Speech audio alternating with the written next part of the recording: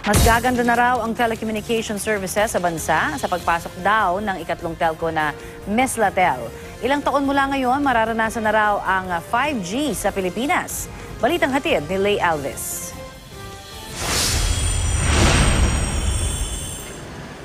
Sa mga naghihintay sa third telco na Mislatel, kaunting paghihintay na lang daw dahil ayon sa DICT, magsisimula ng kumuha ng subscribers ang Mislatel sa huling quarter ng taon, pero sa Metro Manila muna. Inilalatag na raw ng Mislatel ang infrastruktura para sa kanilang operasyon.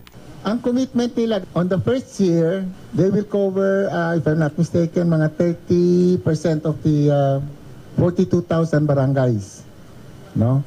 And on year 5, they'll be covering 80% or 82% of the number of barangays or the Philippines. Inaasahang malaki raw ang igaganda ng telecommunication services sa bansa at bababa rin ang presyo kapag operational ng Mislatel.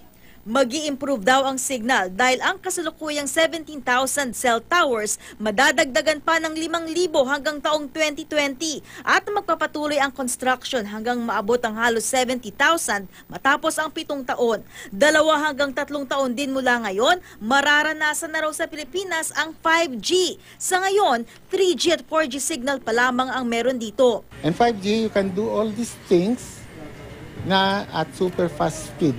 With 5G, pwede ka nang yung mga driverless na car. No, kasi ang importante dito sa mga ganitong Internet of Things, yung latency. Dapat split second lang, no?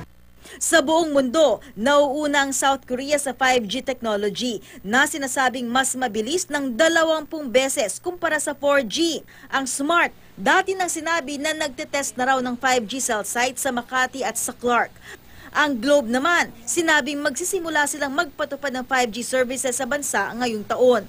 Sa pinakahuling report ng Open Signal, isang organisasyon na nag-monitor sa kalidad ng mobile connection sa bansa, lumabas na higit 70% ang 4G availability ng Globe at Smart. Kung ikukumpara natin yung internet speed natin versus ibang mga bansa, masasabi talaga natin na kulela tayo.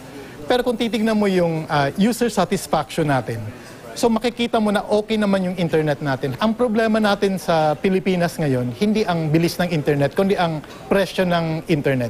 Lay Alves, GMA News.